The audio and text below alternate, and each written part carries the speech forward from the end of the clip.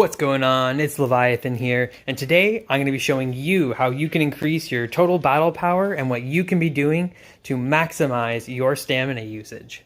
So today we had the release of Shigaraki. I was able to obtain him through Pity. When he first started out, he was a little bit under 20k. I think he was closer towards 17 or 18k. And through upgrades and leveling up his skills to max alone, I was able to double his overall battle power, which is just fantastic. So I highly recommend that any of your characters that you obtain, you level them up to at least level 90. For this is where your skills actually max out and you're not able to upgrade them anymore. Upgrading your skills is definitely a bit costly. It costs you quite a bit of credits to do so. But like I said, from just upgrading to level 90 and getting skills to max, I was able to increase, well, essentially double Shigaraki's battle power, which is just phenomenal. Now, your skills, you'll want to focus on your passive skills first, as they give you percent boosts for each of your stats, which is usually more beneficial than the small increases that you gain on each of your attacks. You can see here that it only increases the actual number of the attack damage that it does, whereas the passives here will give you a percentage increase. Now, each of these stats each of these skills on the passive side, doing them both gave me just a little bit over 1,000 battle power, and then doing each of the skills, each one only gave about 200 for the max upgrade.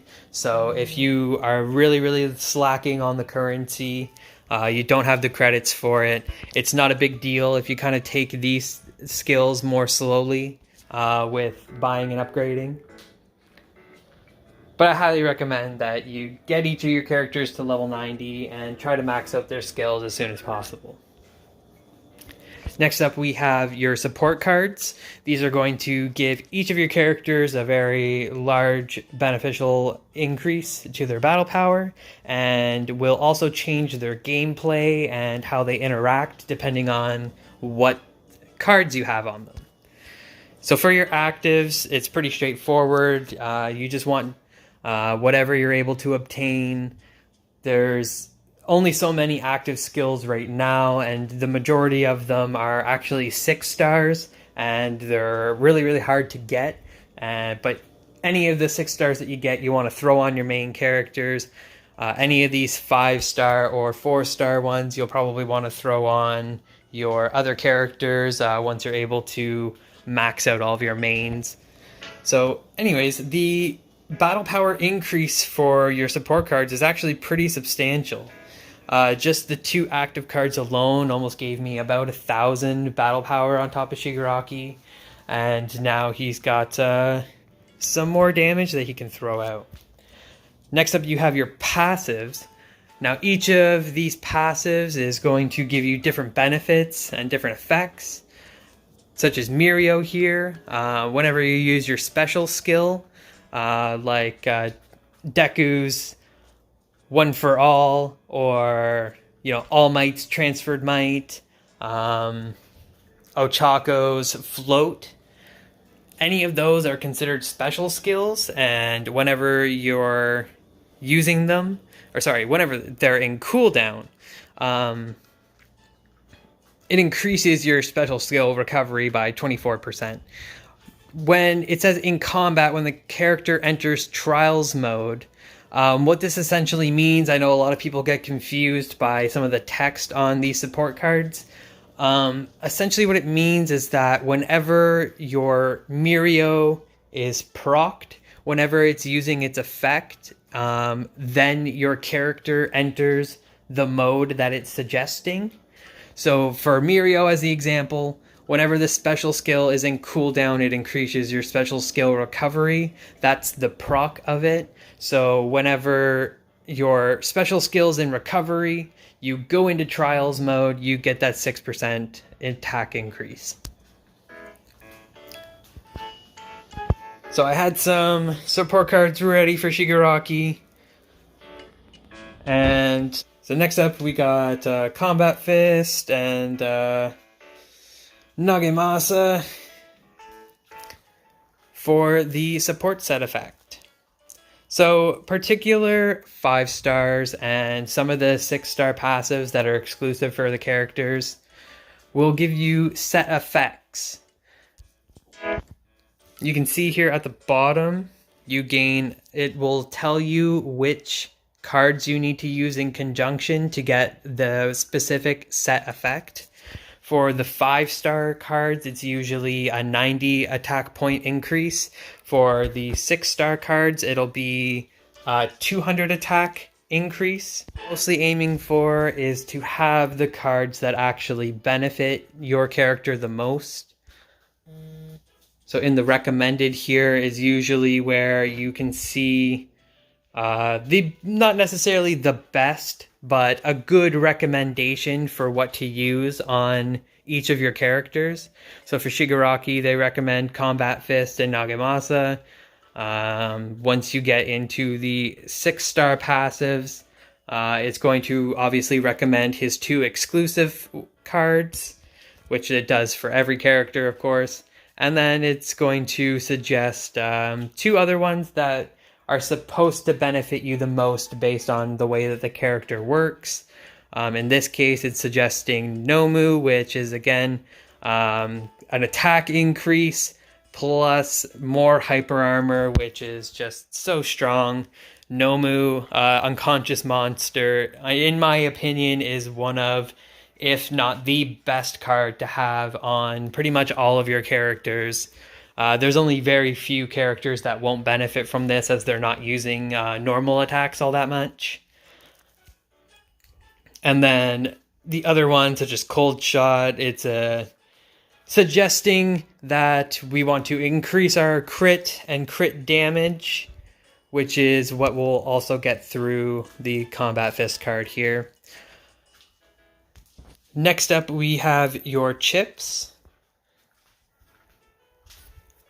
Each of your chips is going to depend on your character. So for a technical character like Shigaraki, we want our chips extra stats to have technical on them. And we're not looking for speed, we're not looking for power.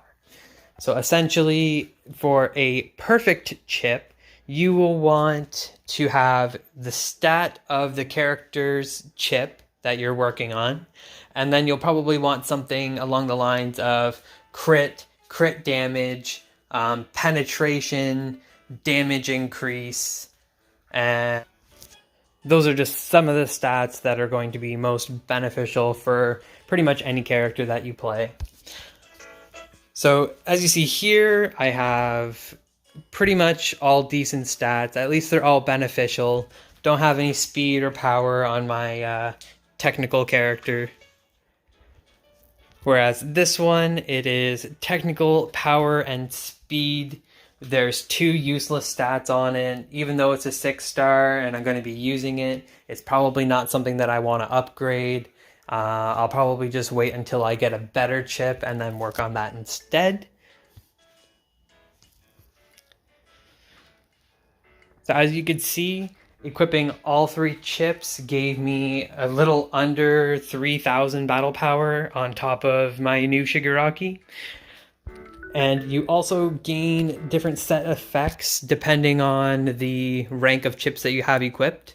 These set effects are very, very powerful, and I recommend you get the exclusive chips for each of your characters as soon as possible.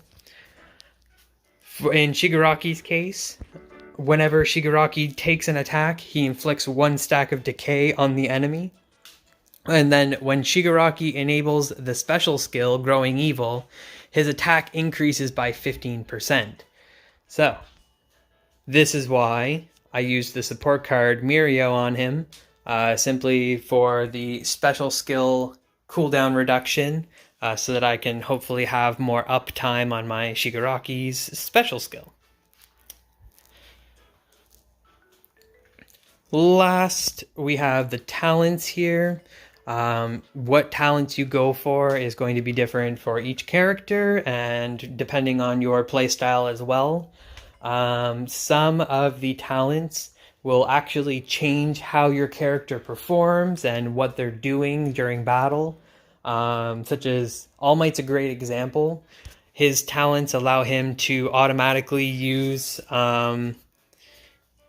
his different tornado-like skills and his power-up skills, where you're charging up your normal attack, and allows him to basically spam his tornadoes and power-up attacks more consistently, more quickly. So for other characters, such as Endeavor, it will be a little bit different, where you're gaining certain benefits. Exploding Lance recovers health longer by 5 seconds.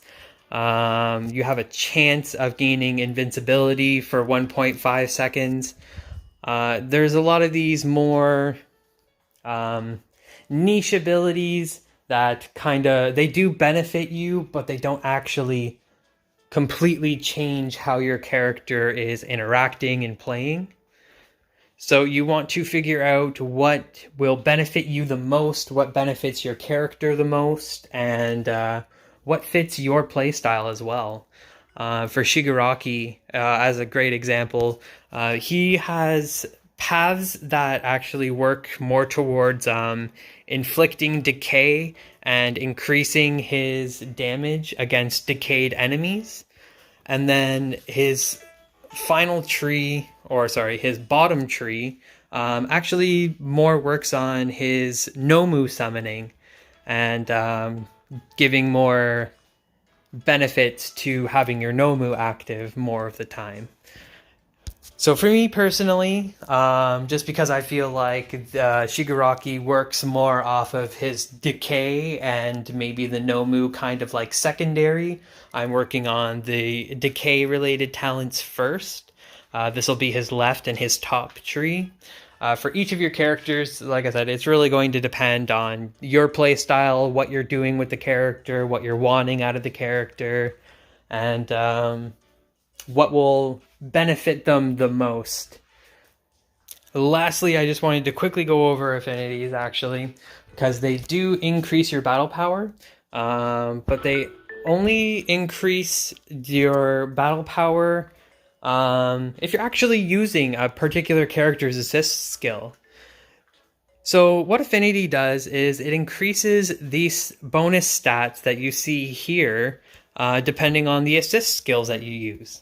So if you have a particular character where pretty much all of your other characters are using their assist skill, then you probably want to level up their affinity more than the others, as this will give you a stat benefit for all of your characters that are using that skill. I highly recommend that you, at the very least, get all of your heroes' affinity to at least level 3, simply because doing so will net you 30 hero coins per character that you reach level 3 with. It's really easy to do as well. It doesn't take you very much resources, and 30 hero coins is 30 hero coins. Try to get as many as you can.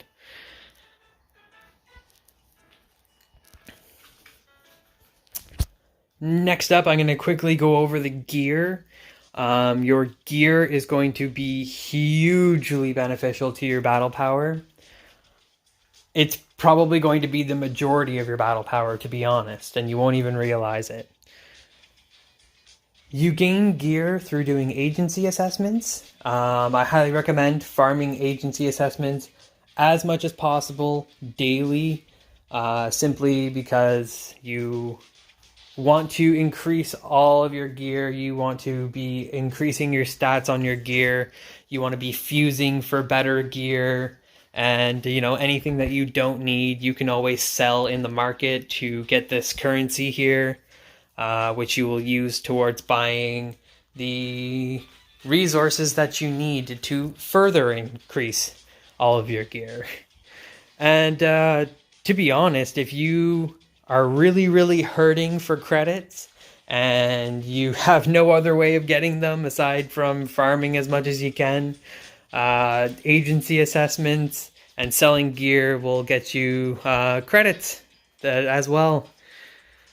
And while it's not super highly recommended, if you're really hurting for credits, which I know a lot of people are, this is just one of the better ways of being able to farm it. So first off, we've got Enhance. Enhance is very straightforward. You're just going to be using enhancing mixtures, which you'll get through many different game modes and different bundles and stuff like that. Many of the shops have it as well.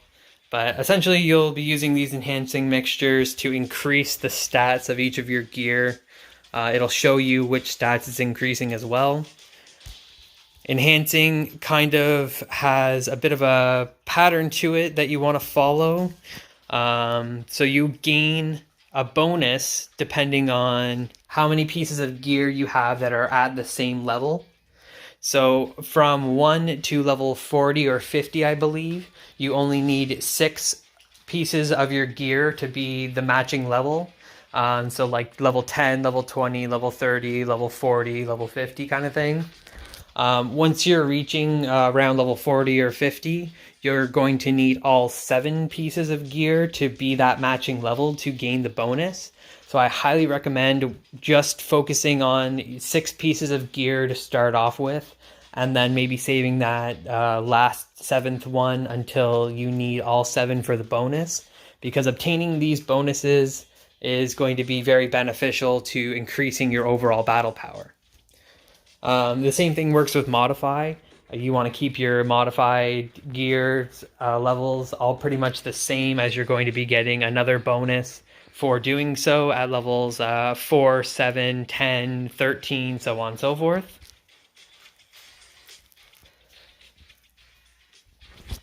Now, boosting's a little bit different. You're going to need to collect this currency, normal alloy, which you can get from the market shop or from the alliance shop. And it's very straightforward. You just come over here, you boost your gear stats, it's going to give you more stats. It's actually quite a substantial amount as well. I usually gain 1,000 plus battle power for each boost that I do. And once you get past level 5, you're going to start overclocking each of your gear pieces, which is going to give you an overclock effect. You can see here that the overclock effect on comm gear is going to give you a damage bonus for all of your characters for each point that you increase it by. So I highly recommend just trying to farm this currency here. Try to get the resources as much as possible, and definitely work on your gear as much as possible.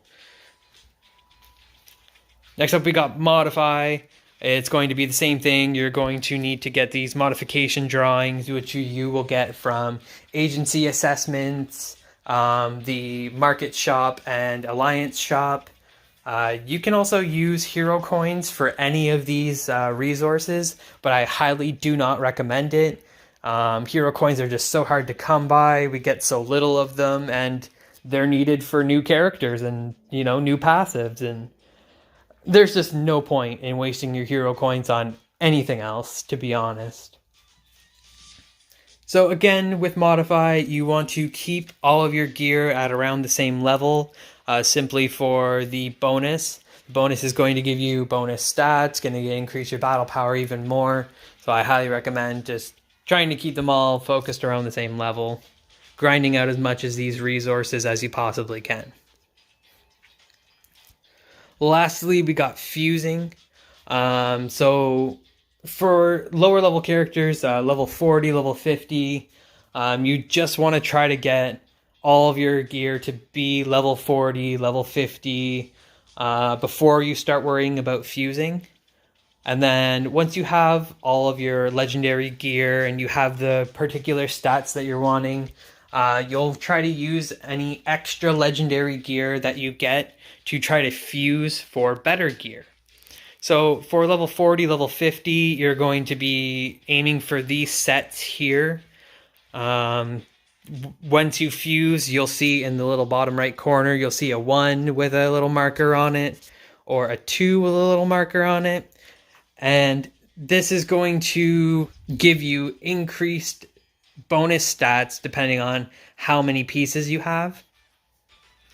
Now, once you're reaching level 60, you're able to fuse for Radiant gear, which is you take your legendary gear and you fuse it into Ultra gear, and then any extra Ultra gear that you have, you can then fuse for Radiant gear. Radiant gear has a chance of having either of these set effects on it. Once you get into the 4th and the 5th set effects, you're getting some pretty insane set effects. The level 4, once you have all 7 pieces, gives you a damage bonus of 10% across all of your characters, mind you. So this is going to be a huge increase.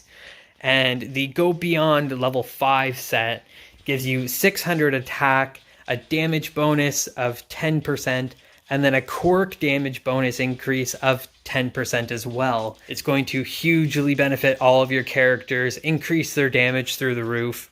So again, you want to be farming agency assessments as much as possible and trying to get your gear to rank up as much as possible. Next, I'm just going to be quickly touching on hero rating. I'm sure it's pretty common knowledge by now, and everybody's looked into it, seen it, worked on it, kind of understands that it's giving you lots of battle power. But essentially, you want to be focusing on increasing this as much as you can with each of your characters for the most potential gains. Now, in the boost details, it says that I'm gaining about 7,000 battle points from my stat bonuses here. It's a little bit misleading because you actually also gain battle points for each of these buffs, and each time you increase the buff level as well. Each time I've obtained a buff, I've gotten anywhere between 5,000 to almost 10,000 extra battle power on top of, you know, these little stat boosts here. So it is highly, highly worth it to get it as far as you can, try to obtain as many buffs as you can, and, you know, as you increase all of your hero stats and hero rating, you'll see that, you know, maybe some of the later hero ratings become even easier to do because of these buffs, because of these stats. Now, the last thing I wanted to go over as far as battle point increases is the new feature that was just added, overclocking, which you can get the overclocking material through doing the new team up mode and by acquiring currency from that, or just by getting lucky and hopefully getting one for the rewards. Overclocking is definitely worth it in my opinion. It's going to be one of the strongest stat increases for all of your characters personally over time.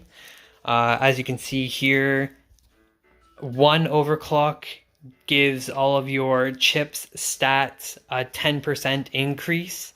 Now, once you do your first overclock, especially when you do it on a low level chip, such as this one, only level 4, you're kind of going to only see like 300 points of battle power gain, and you're going to look at it and be like, that's garbage, that's not worth it, and I had to put in so much work for such a low gain out of this. I don't understand. But what's actually going on is the higher your chips level and the higher of an overclock tier that you've reached, your stats are actually going to dramatically increase. So while this first level is only increasing all of my extra stats by 10%, once I reach level 2, it's going to be a 25% increase. Once you reach level 3, level 4, it's going to just get even higher and higher of an overall stat increase. I believe that once you reach a certain point, it's also going to go above 100%.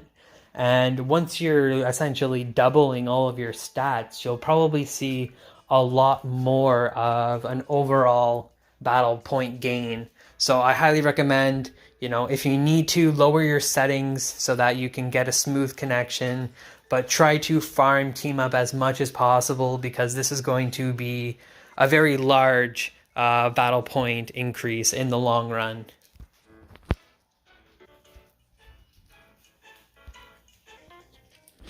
So to end off the video, I want to go over what would be the best way to use your stamina each day so that you're able to maximize your battle point gain and maximize the potential for your account and what you're doing each day.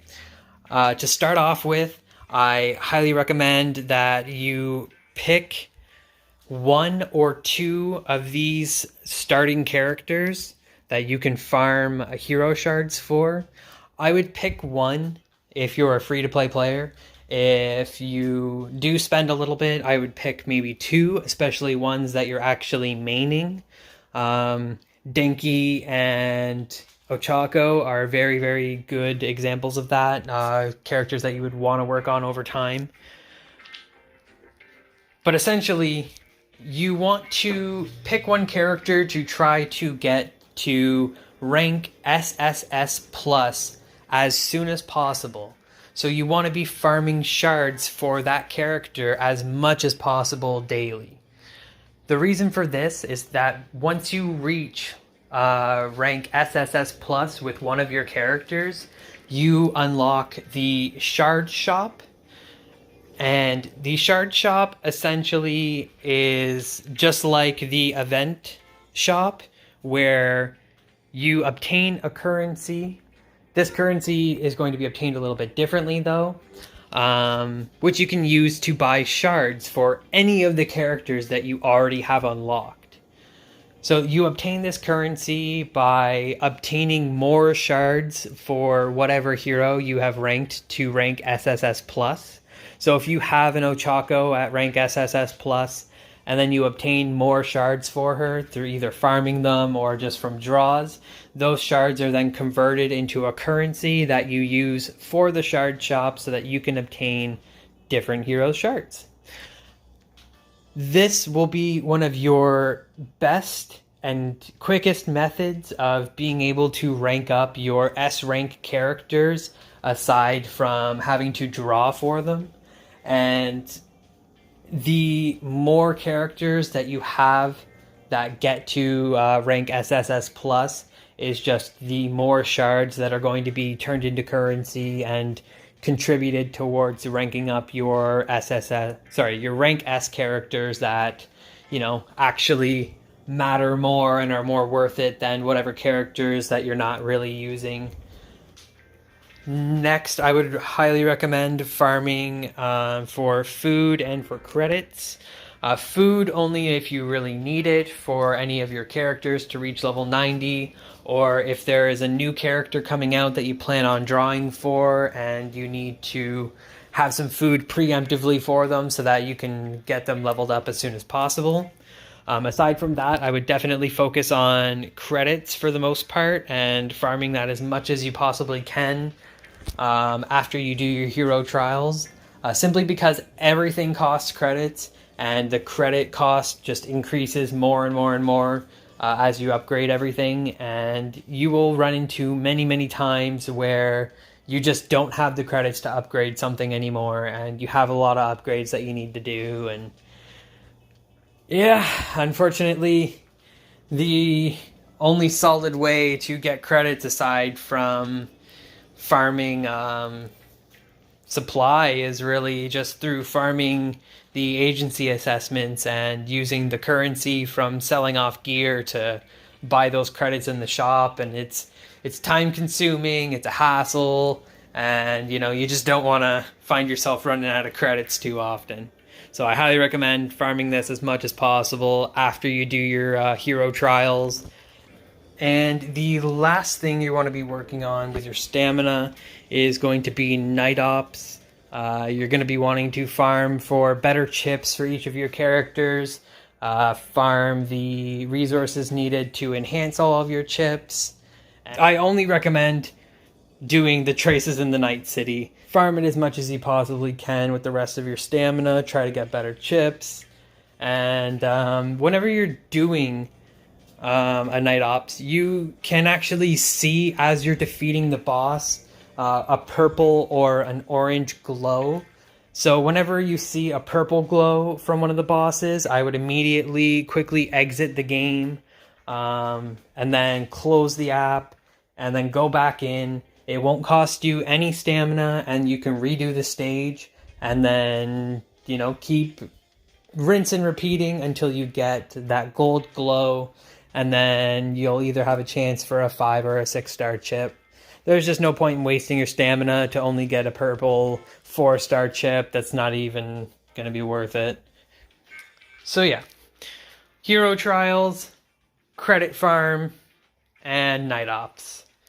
In that order would probably be my top recommendation for how you should spend your stamina each day. And there you have it. That's been my guide on how you can increase your overall battle power and what you can be doing to maximize your stamina usage. If you have any questions, leave it in the comments. I'll be sure to get back to you. And stay tuned for more My Hero content.